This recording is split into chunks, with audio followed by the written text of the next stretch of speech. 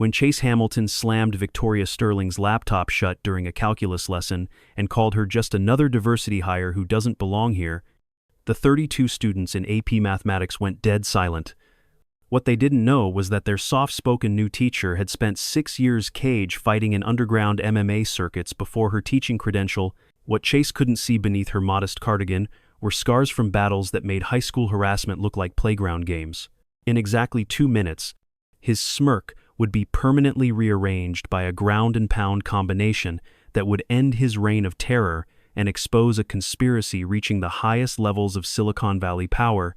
We've all seen teachers pushed to their breaking point by students who think privilege equals immunity. But what happens when they pick the wrong target?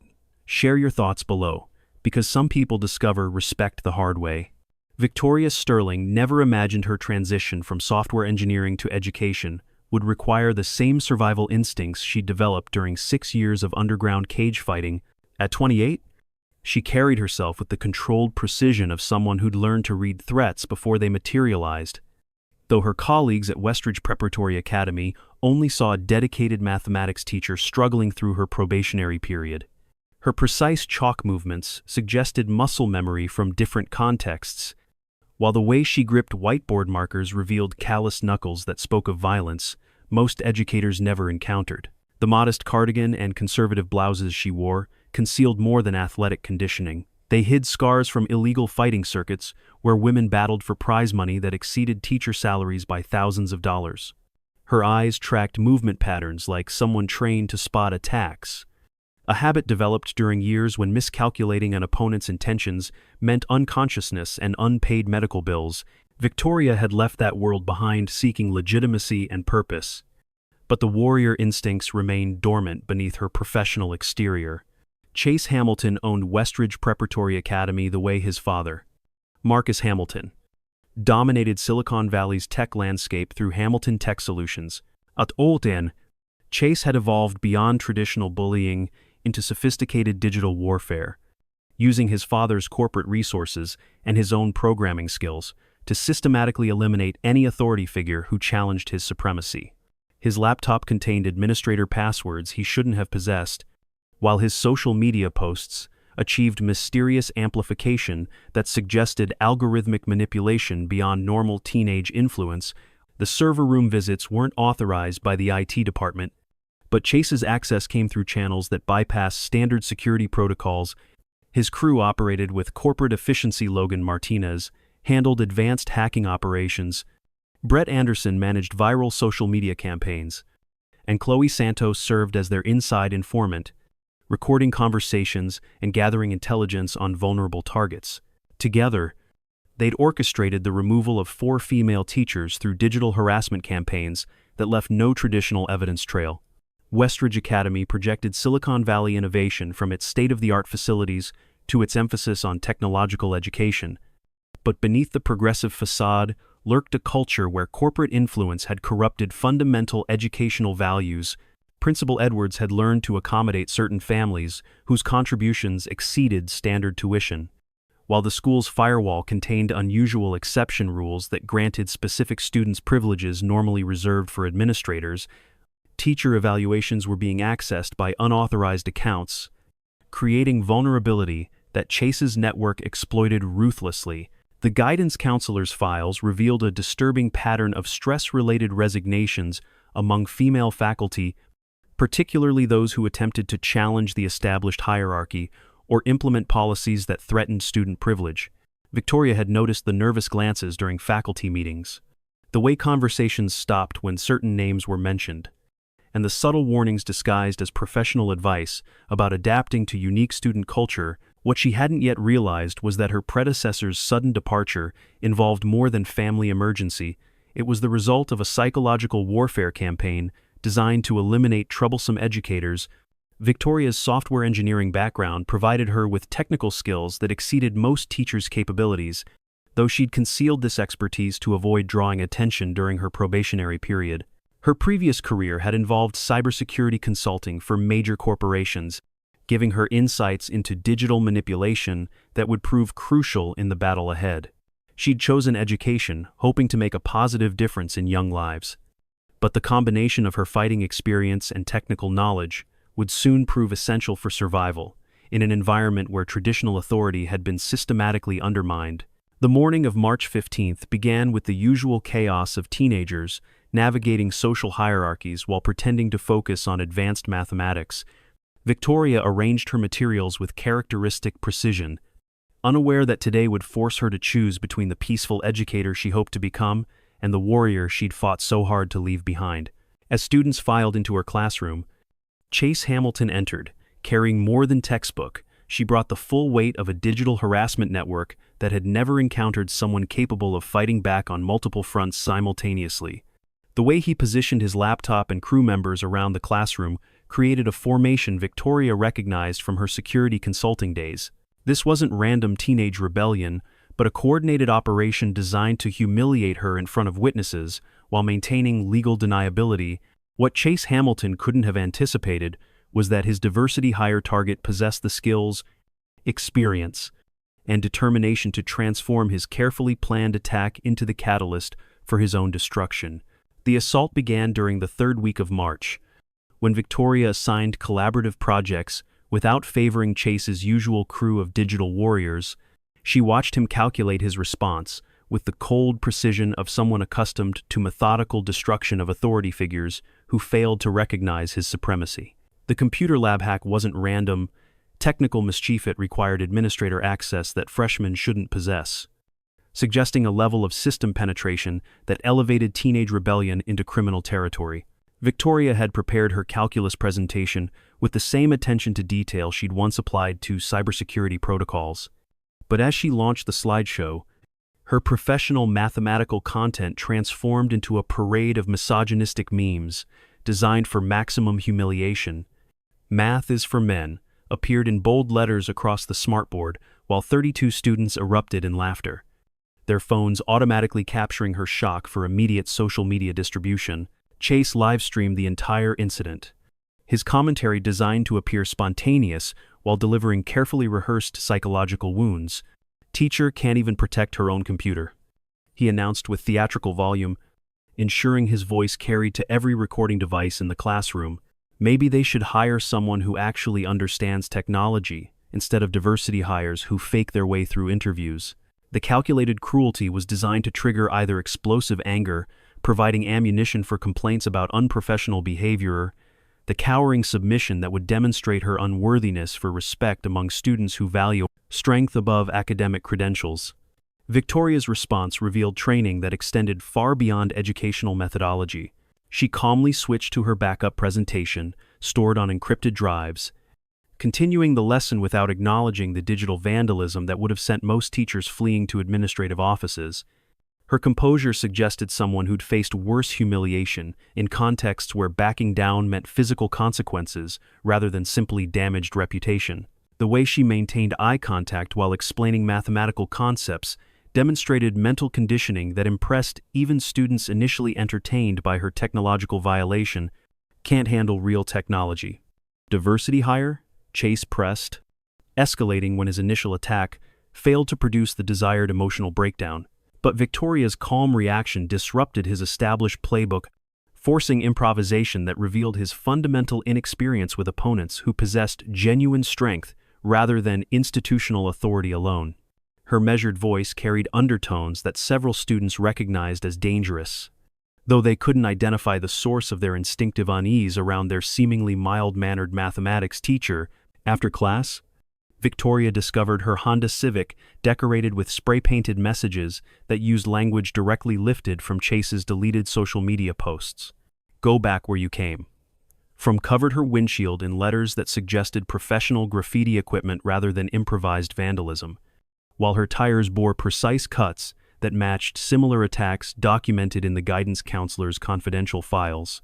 The security footage for the faculty parking lot had mysteriously corrupted during the exact time frame of the vandalism, continuing a pattern of convenient technical failures that protected certain students from accountability. Principal Edwards' suggestion that Victoria adapt to student tech culture carried undertones that confirmed her growing suspicions about institutional corruption, extending beyond teenage pranks. The administrative response followed a script designed to protect the school's reputation, rather than address systematic harassment, prioritizing political relationships over educator safety in ways that violated basic employment protections.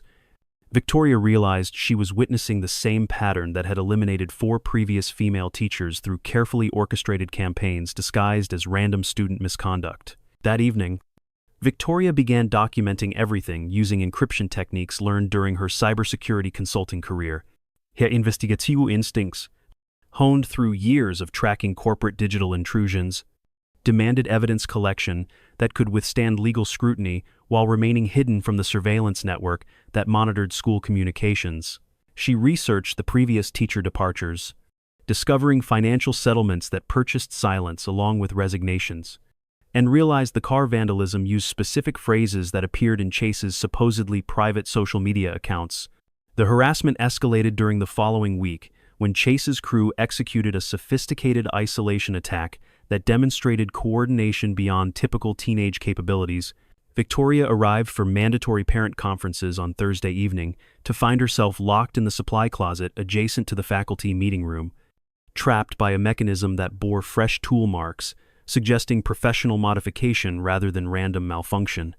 The timing was precisely calculated to make her miss crucial evaluation meetings with parents whose children's futures depended on her professional recommendations. For 3 hours, Victoria remained confined while students posted TikTok videos asking, "Where's the teacher?" and parents complained about unprofessional behavior to administrators eager to document her failures. The supply closet lock had been modified with tools that exceeded standard student access, suggesting either adult cooperation or resources that reached beyond typical teenage budgets.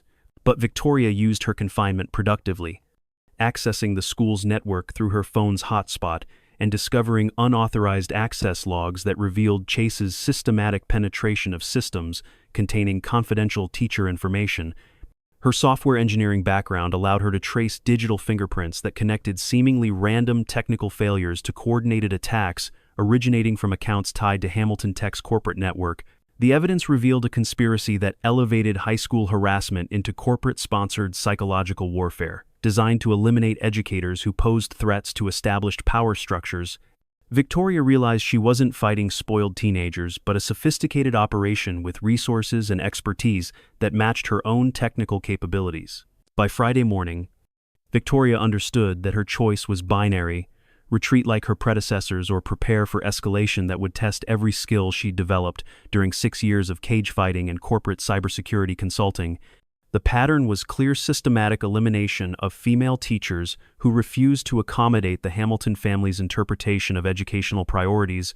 But Chase Hamilton had made one critical miscalculation in selecting his newest target. Victoria Sterling possessed a combination of technical expertise and physical capabilities that transformed his carefully planned humiliation campaign into the catalyst for his own destruction.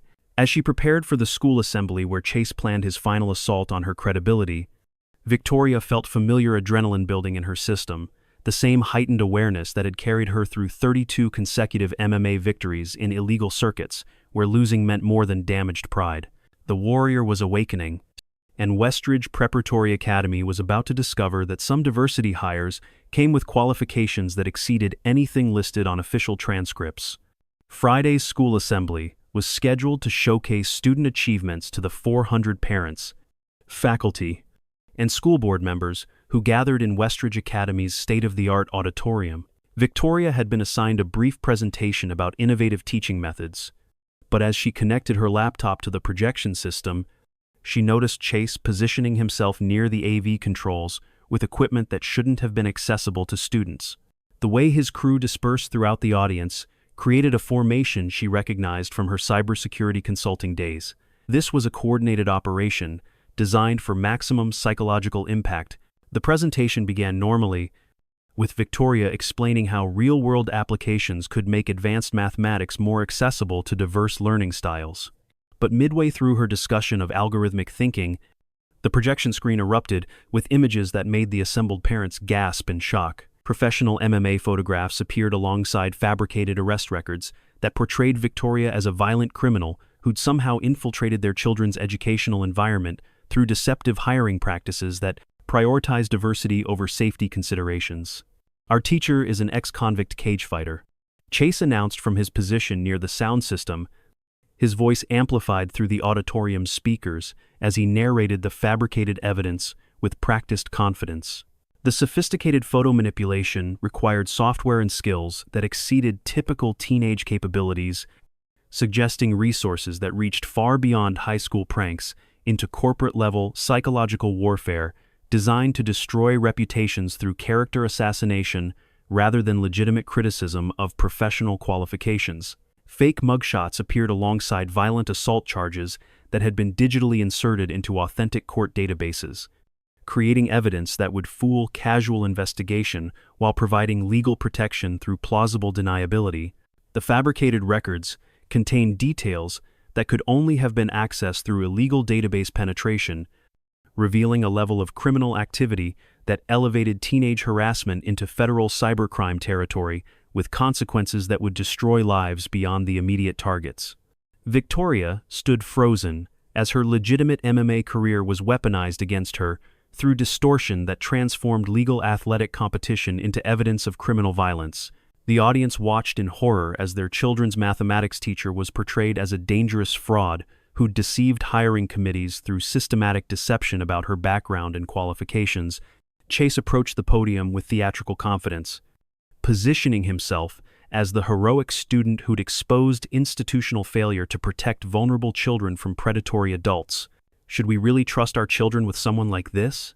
he demanded, grabbing Victoria's wireless microphone with the authority of someone accustomed to commanding adult attention through manipulation rather than respect. His attempt to escort her off stage like security personnel revealed the depth of his delusion about his own power, but it also triggered instincts that Victoria had spent 2 years trying to suppress through meditation and professional therapy designed to help former fighters transition to civilian careers. The moment Chase's hand touched her arm, Victoria's stance shifted with barely noticeable precision that would have been invisible to untrained observers. But several parents in the audience possessed martial arts experience from their own athletic backgrounds, and they recognized the fluid movement of someone whose muscle memory was calibrated for violence rather than academic discourse. Her hand position changed subtly, while her weight distribution suggested readiness for explosive action that could neutralize threats before they fully materialized. "Thank you, Chase, for that creative fiction presentation," Victoria said, her voice carrying new authority as she reclaimed the microphone with controlled force that made him step backward involuntarily. The transformation was subtle but unmistakable. The mild-mannered teacher was evolving into something altogether more dangerous. "Yes, I fought MMA professionally and legally. 6 years. 32 wins. 0 losses. I left that world to educate the next generation." She calmly connected her own laptop to the projection system, bypassing Chase's digital sabotage through administrator access he hadn't realized she possessed. "Let me show you what else I learned in my previous career," Victoria announced as the screen filled with evidence that made the assembled audience gasp for entirely different reasons. Chase's real criminal activity appeared in methodical documentation hacking logs, harassment videos, financial records connecting Hamilton Tech to systematic teacher elimination campaigns that violated multiple federal laws. The revelation that their tech prodigy had been operating a sophisticated criminal enterprise using corporate resources to intimidate educators sent shockwaves through parents who'd celebrated his achievements without understanding their true nature. The evidence revealed systematic psychological warfare against female teachers who'd attempted to maintain professional standards that conflicted with Hamilton family expectations about educational priorities. Chase's digital weapons were being turned against him by someone whose technical skills exceeded his own capabilities. Physical intimidation. "Chase, how original," Victoria observed as he lunged toward the projection equipment in desperate attempt to stop evidence that was destroying his reputation in real time. She stepped between him and the technology with movement that revealed years of training designed to control space and prevent opponents from achieving their objectives through violence or intimidation. The parents and faculty watching began to understand they were witnessing something unprecedented in educational history. Chase's wild swing connected with nothing but air, as Victoria deflected his attack with precision that belonged in professional competition rather than academic settings. Her response was measured but devastating, a perfect takedown that sent him to the auditorium floor while maintaining complete control over the force applied. 6 years of cage fighting. Chase, you sure about this? She asked calmly, applying a submission hold that neutralized his resistance without causing permanent damage. The audience watched in stunned silence as their mathematics teacher demonstrated conflict resolution through superior technique rather than institutional authority. Victoria maintained the submission while continuing her presentation, projecting 6 months of documentation that revealed the full scope of conspiracy involving Hamilton Tech's systematic corruption of educational institutions throughout Silicon Valley. Parents realized their children had been pawns in corporate warfare designed to eliminate teachers who posed threats to established power structures. This is called conflict resolution. Victoria announced to the mesmerized audience, her voice carrying the confidence of someone who'd just proven capabilities that exceeded any qualification listed on official transcripts. The evidence projected behind her showed financial trails connecting Hamilton Tech contracts to teacher elimination campaigns, revealing corruption that reached from high school classrooms to corporate boardrooms where educational policy was determined by profit margins rather than student welfare. Chase remained motionless beneath Victoria's control, his empire of digital intimidation reduced to rubble by someone he'd catastrophically underestimated. The systematic harassment network that had operated with impunity for years was being exposed through evidence that would trigger federal investigations into corporate influence over public education. Victoria Sterling had transformed from victim to prosecutor in a case that would reshape Silicon Valley's relationship with American educational institutions forever. As applause erupted from parents who finally understood the truth about their children's school, Victoria realized that her past as a cage fighter hadn't been a liability to overcome, it had been preparation for the most important battle of her career. The thunderous applause that erupted from 400 parents, faculty, and students created an acoustic backdrop for the most dramatic reversal of power in Westridge Academy's history. Victoria maintained her submission hold on Chase Hamilton while addressing the assembled crowd with calm authority that belonged in corporate boardrooms rather than high school auditoriums. "Thank you for this teaching opportunity, Chase," she said, releasing him to stand over his defeated form like a champion, acknowledging a conquered opponent. Chase struggled to his feet, his designer clothes disheveled, and his usual arrogance replaced by something approaching genuine terror as he processed the destruction of everything he'd built through years of systematic intimidation. The digital empire that had eliminated 4 teachers lay in ruins, exposed through evidence that revealed criminal conspiracy, reaching from teenage harassment to corporate boardrooms, where educational policy was determined by profit margins rather than student welfare. "Questions about my qualifications?" Victoria asked the audience, her voice carrying new confidence that transformed her from defensive educator to commanding presence who'd just proven her capabilities through decisive action. The standing ovation that followed lasted exactly long enough for news crews to arrive, drawn by social media notifications that something extraordinary was happening at Silicon Valley's most exclusive preparatory academy. Principal Edwards, who'd spent months accommodating Hamilton family pressure while systematically undermining Victoria's authority, now found himself forced to support her publicly or face accountability for his complicity in illegal harassment campaigns. The evidence projected behind Victoria showed his correspondence with Hamilton Tech executives, revealing administrative corruption that prioritized corporate relationships over educator safety in violation of basic employment protections. Chase's crew of digital warriors abandoned him with the speed of rats fleeing a sinking vessel, their loyalty evaporating as they realized association with his criminal enterprise would destroy their own futures.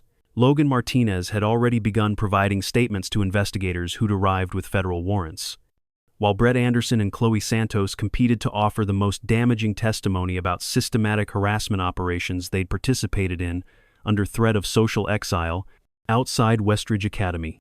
News vans multiplied as national media outlets recognized the viral story's potential to ignite broader conversations about corporate influence in American education. The footage of Victoria's professional takedown was being analyzed by sports commentators who praised her technique while condemning the assault that had triggered her response. ESPN requested interviews about her athlete-to-educator transition, while education advocacy groups embraced her as a symbol of resistance against systematic institutional corruption. Within hours, number MMA teacher was trending nationally with velocity that suggested amplification by accounts possessing serious technological capabilities rather than organic grassroots support. Student testimonials flooded social platforms as victims of Hamilton Tech's harassment network found courage to share stories they'd kept hidden for years. The revelation that their school's most feared bully was actually a corporate-sponsored criminal had shattered the psychological barriers that protected systematic abuse through silence and intimidation. Federal investigators who'd been building cases against Hamilton Tech's illegal activities suddenly found themselves overwhelmed with evidence that connected high school harassment to broader patterns of corporate criminality. Chase's hacking logs revealed unauthorized access to confidential databases containing teacher evaluations, student records, and financial information that had been weaponized to eliminate educators who threatened established power structures throughout Silicon Valley's educational network. The FBI cybercrime unit discovered that Hamilton Tech had corrupted multiple school districts through systematic targeting of minority educators who taught critical thinking about technology's social impact. Victoria's victory had accidentally exposed Silicon Valley's secret war against intellectual independence in American education, revealing a conspiracy that reached the highest levels of corporate and political power. Marcus Hamilton's emergency board meeting at Hamilton Tech Solutions devolved into panic as directors realized their CEO's family had involved the corporation in criminal activities that would trigger federal investigation, massive civil lawsuits. The contracts connecting Hamilton Tech to educational institutions were being scrutinized by regulatory agencies who'd finally found evidence of the corruption they'd suspected for years. Chase faced federal charges for computer crimes, civil rights violations for systematic gender and race discrimination, and conspiracy charges for coordinated harassment campaigns that had destroyed teaching careers across multiple states. The expensive scissors that had seemed like teenage props were reclassified as weapons in planned assault against a public employee, elevating simple harassment into felony territory with mandatory minimum sentences.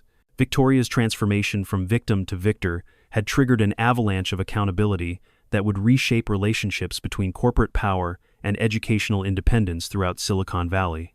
The evidence she'd gathered during months of systematic harassment proved crucial in prosecuting dozens of similar cases, as victims found courage to speak truth about institutional corruption they'd endured in silence. The applause in Westridge Academy's auditorium represented more than appreciation for an educator's courage. It was recognition that some battles required warriors rather than diplomats. Victoria Sterling had proven that physical and intellectual strength could combine to expose corruption that thrived on the assumption that educators would accept abuse rather than risk their careers through resistance.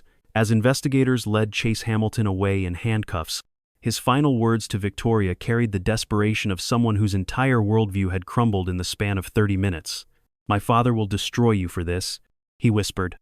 But his threat sounded hollow compared to the federal charges he now faced. Victoria's response demonstrated the confidence of someone who'd finally found the perfect synthesis of her fighting background and educational mission. "Your father should have taught you that actions have consequences," she replied calmly. "Consider this, your most important lesson." The cage fighter had become a teacher, but more importantly, the teacher had learned that sometimes education required the willingness to fight for principles that couldn't be defended through policy alone. The transformation that followed Victoria Sterling's legendary takedown rippled through educational institutions across the nation with force that surprised even federal investigators who'd been tracking corporate influence in American schools for years.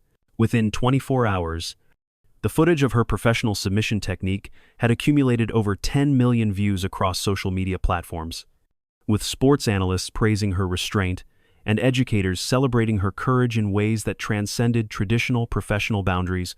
Congressional hearings on corporate intimidation in education were scheduled within weeks, as legislators recognized that Victoria's case represented systematic problems requiring federal intervention rather than local solutions.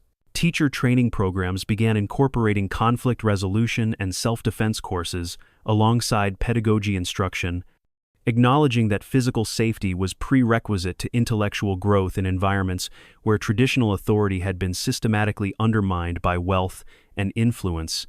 The FBI's investigation into Hamilton Tech's educational network revealed corruption spanning 12 states and involving over 40 administrators who'd participated in harassment campaigns designed to eliminate educators who threatened corporate interests. Financial records showed systematic targeting of minority teachers who taught critical thinking about technology's social impact, exposing Silicon Valley's coordinated effort to control educational content through intimidation rather than legitimate academic discourse. Class action lawsuits, filed on behalf of eliminated teachers, sought damages exceeding $200 million from Hamilton Tech and associated corporations that had weaponized educational institutions to maintain political control.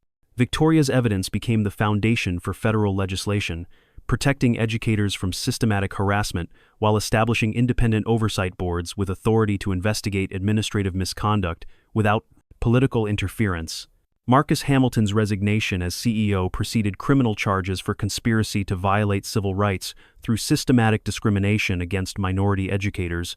The Hamilton Tech Board of Directors faced federal investigation for their role in financing harassment campaigns, while shareholders filed suit, alleging corporate resources had been diverted from legitimate business purposes to personal vendettas that exposed the company to massive legal liability. Student reactions at Westridge Academy reflected broader cultural shifts, as fear of privilege was replaced by demands for accountability from institutions that had protected systematic abuse through silence and intimidation. Former victims of Chase's harassment network organized support groups that helped other students recognize and report similar patterns of institutional corruption that had been normalized through years of administrative complicity. Victoria's appointment to the State Education Reform Committee provided her with platform to advocate for policies that would prevent future harassment campaigns while empowering educators to resist corruption without risking their careers. Her recommendations included mandatory background checks for technology vendors, independent oversight of corporate contracts with educational institutions, and whistleblower protection for educators who exposed systematic abuse. The broader teacher empowerment movement, inspired by Victoria's example, spread to districts nationwide as educators found courage to challenge administrative policies that prioritized political relationships over student welfare and professional integrity. Her techniques for documenting harassment while building legal cases became standard training for teachers entering districts with histories of corporate influence over educational decisions. Westridge Academy's transformation under new administration demonstrated that institutional culture could change rapidly when corruption was exposed and accountability was enforced. The climate of fear that had maintained artificial order through intimidation was replaced by genuine respect for learning environments where intellectual growth could flourish without political interference or corporate manipulation. Logan Martinez and Brett Anderson, after cooperating with federal investigators and serving community service sentences, became advocates for digital literacy programs that taught students to recognize and resist online manipulation. Their transformation from enforcers of harassment to educators about cyberbullying demonstrated the potential for restorative justice approaches that addressed root causes rather than simply punishing individual symptoms. Chloe Santos's revelation that she'd been forced to participate in harassment campaigns under threat of social exile exposed the psychological manipulation that enabled systematic abuse to flourish in environments where peer pressure was weaponized against vulnerable students. Her testimony helped investigators understand how corporate-sponsored harassment networks recruited involuntary participants through coercion rather than willing cooperation. The national conversation triggered by Victoria's case extended beyond education to broader questions about corporate influence over democratic institutions and individual rights. Silicon Valley's systematic targeting of intellectual independence was recognized as a threat to American values that required legislative response to protect freedom of thought and expression in educational environments. 2 years after the auditorium confrontation, investigation revealed that the harassment network had been funded by a coalition of tech companies systematically eliminating educators who taught critical thinking about technology's social impact. Victoria's victory had accidentally exposed Silicon Valley's secret war against intellectual independence in American education, triggering reforms that protected academic freedom while holding corporations accountable for their influence over educational institutions. The teacher fighter advocacy movement that emerged from Victoria's example continued growing as educators nationwide shared stories of harassment survived and dignity preserved through courage borrowed from someone who'd proven that respect could be demanded when it wouldn't be given freely. Her legacy transformed from individual victory to institutional reform that would protect future generations of teachers from systematic intimidation. Federal legislation known as Victoria's Law established national standards for educator protection while creating criminal penalties for systematic harassment campaigns targeting teachers based on race, gender, or educational content.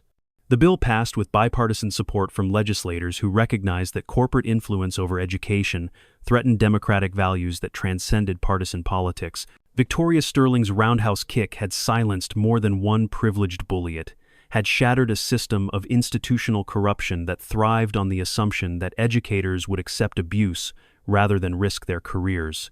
Through resistance, the cage fighter who'd become a teacher had ultimately taught America that some lessons could only be learned through demonstration rather than discussion.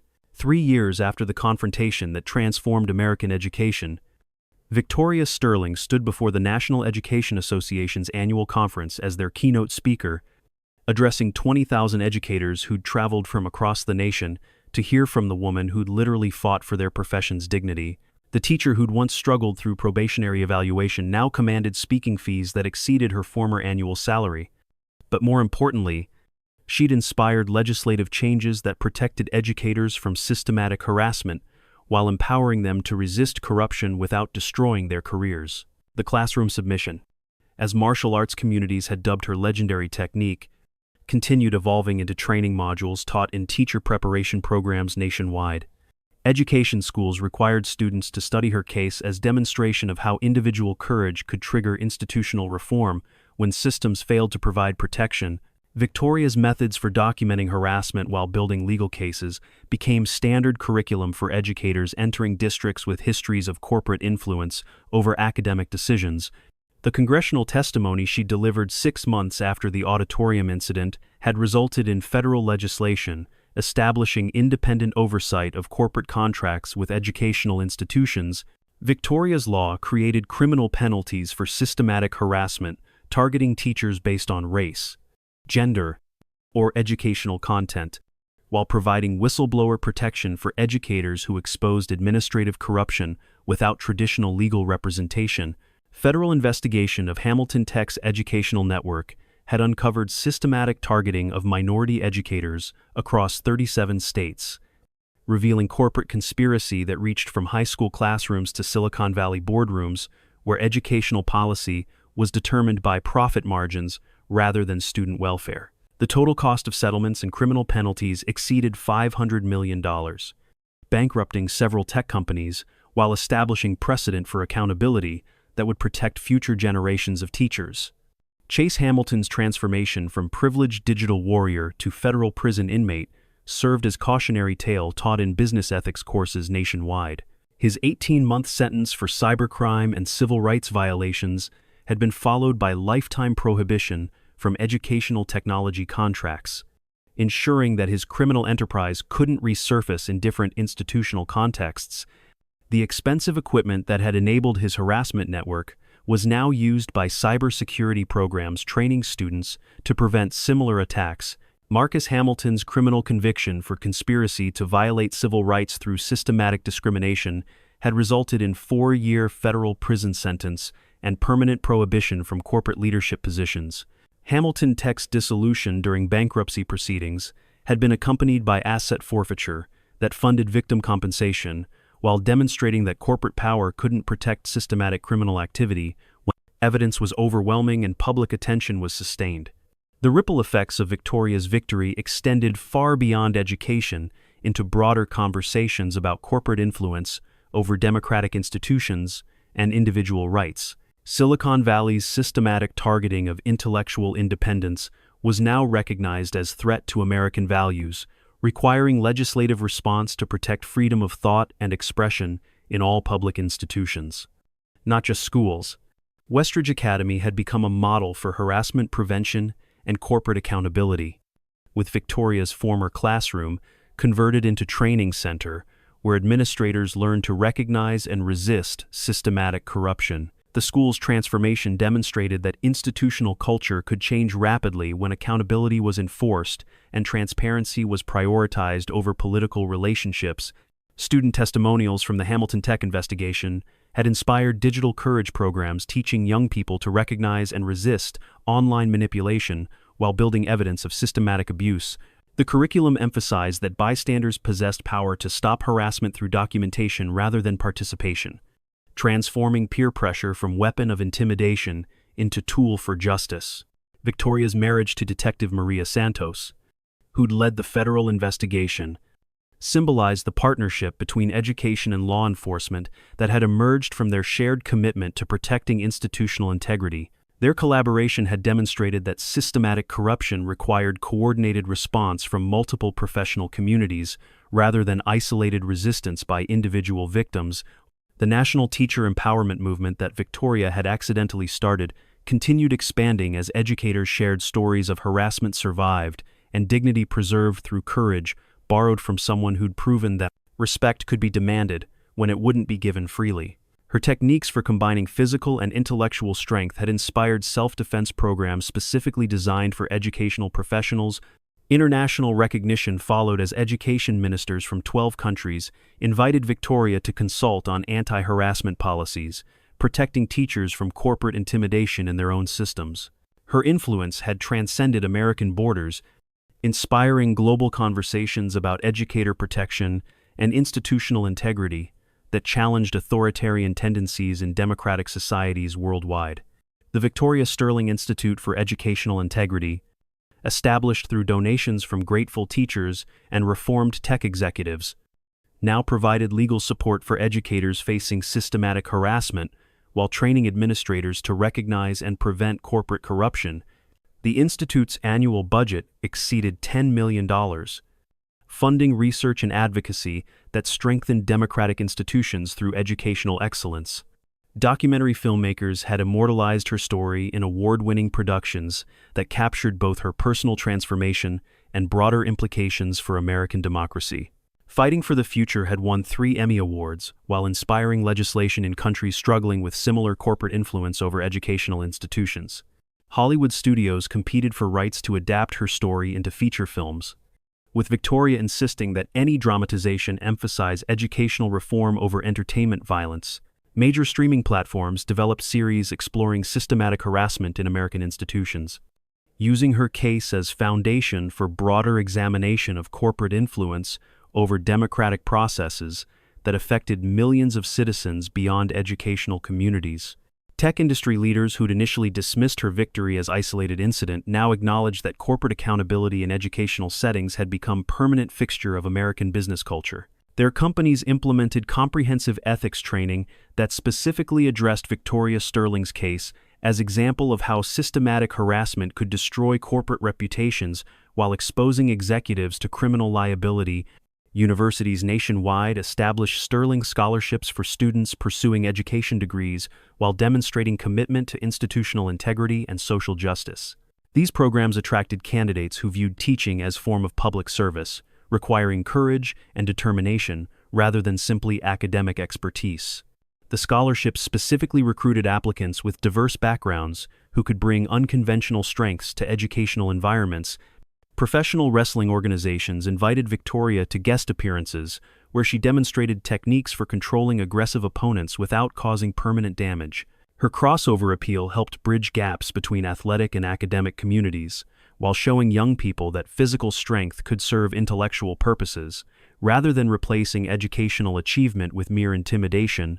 The annual Victoria Sterling Day, proclaimed by the National Education Association, had become rallying point for teachers seeking institutional reform, while celebrating educators who'd overcome systematic harassment through courage and documentation. The holiday emphasized that professional dignity was worth defending through legal means, rather than accepting abuse as an inevitable aspect of educational careers. Email messages that Victoria continued receiving from teachers worldwide confirmed that her victory had given permission for resistance that many had never imagined possible. "Your submission hold didn't just silence one bully," wrote Sarah Martinez, a California teacher facing similar harassment. "It taught all of us that sometimes education requires the willingness to fight for principles that can't be defended through policy alone." The revolution that began with professional techniques applied to teenage arrogance had transformed into movement, protecting academic freedom while holding corporations accountable for their influence over democratic institutions.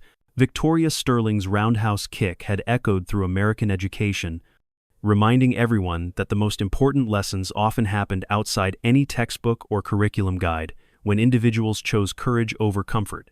In comment sections of videos featuring Victoria's legendary technique, teachers continued sharing their own stories of harassment survived and institutional corruption exposed through documentation rather than violence. The warrior who'd become an educator had ultimately taught America that some battles required fighters rather than diplomats. But victory belonged to those who chose wisdom over warfare whenever peaceful solutions remained possible. Victoria Sterling proved that sometimes the best teachers are those who fought real battles before entering the classroom, bringing strength that enabled them to protect not just their own dignity, but the integrity of educational institutions that served millions of students who deserved better than systematic corruption disguised as academic excellence.